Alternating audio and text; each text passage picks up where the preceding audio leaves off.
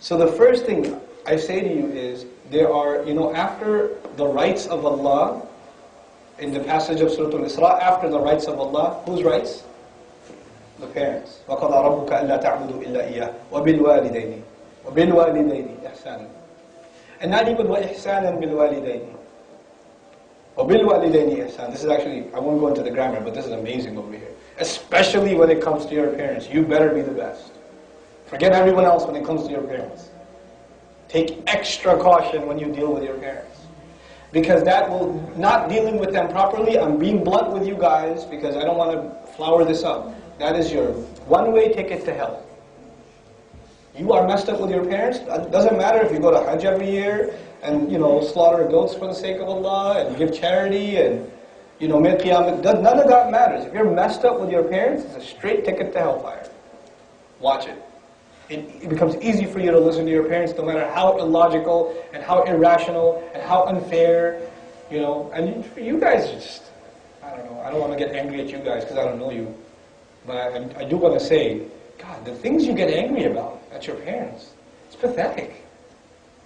You want to go sleep over at your friend's house and they say, no, you never let me do anything. There are people across the Atlantic, children that haven't had food to eat for 3 days, right? And you're crying all night about the sleepover. What does it matter with you? What is it called? Emo culture? Is that what it's called? Emo. I got confused with Elmo all the time. But somebody explained it to me. I was like, I thought Elmo was happy. I don't know. It was supposed to be a really depressed culture and all that. The other genre of music, I only have an M3 from 2008. I don't even have an 09 M3. I'm so depressed about that. You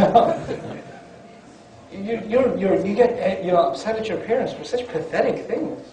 You're sending yourself to hellfire over such minuscule, petty things. If they're asking you to clean your room and clean theirs too. Be quiet. If they're telling you to just turn the thing off and come for dinner, come for dinner. Seriously, if in my house, especially respect for mother, right? If the kids are playing on the Wii or something, or they're watching something, and the mother calls, wait, hey, lunch is ready. She said, lunch is ready. You know what most of you do? Coming! But you're not coming. You do that, right? You know what you deserve when you do that? When the mother calls, you know what you should be doing? The fuqaha talk about even break the salah, other than the fard. Break the salah and go listen to the mother. Go listen to her. And if you take 10 more seconds, if I was there, I just take the thing and just break that TV, go listen to your mother. How dare you? This is worth more to you than your mother? She carried you around for 4 months after the baby gets really big, the last 4 months of her pregnancy. You try carrying a book bag around on your stomach for 4 months. See how that feels. Even when you go to the bathroom, when you go to sleep. She did that for you. Then she delivered you and almost died doing so, and lost pounds and pounds of blood and guts when she was delivering you. She almost died giving you birth. And then when she calls you, you say, coming. Show some respect. Be grateful. My parents don't understand. Yeah, they do. They understand you better than you understand yourself. They understood you when you were pooping on yourself. Right? That's when they understood you. They still understand you. You think they don't understand you, but they do. You don't understand.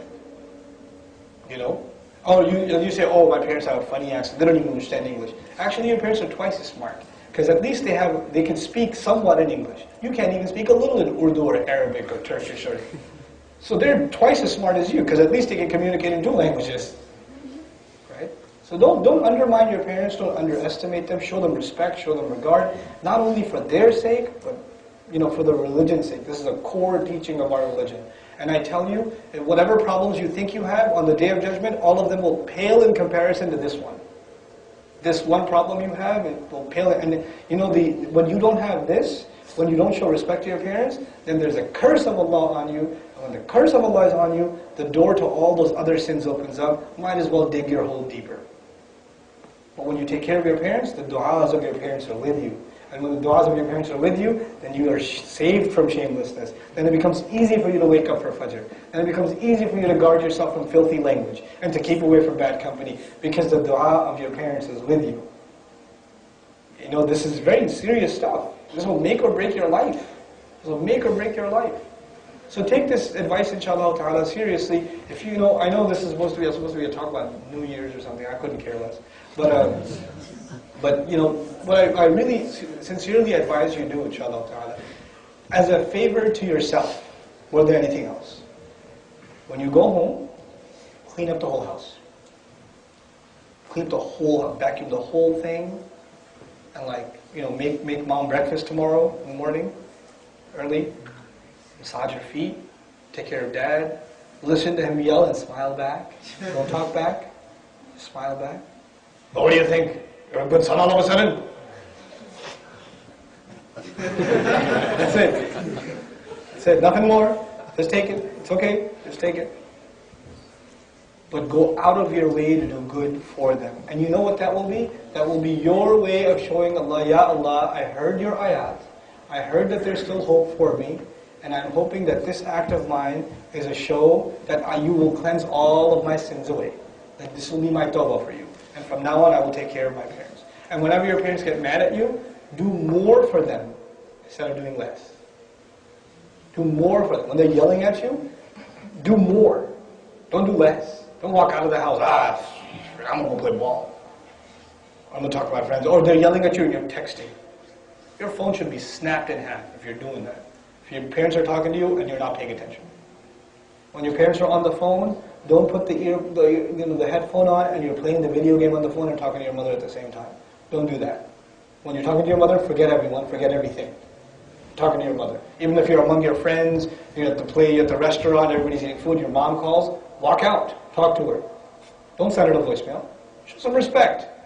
This is how we have to be with our parents.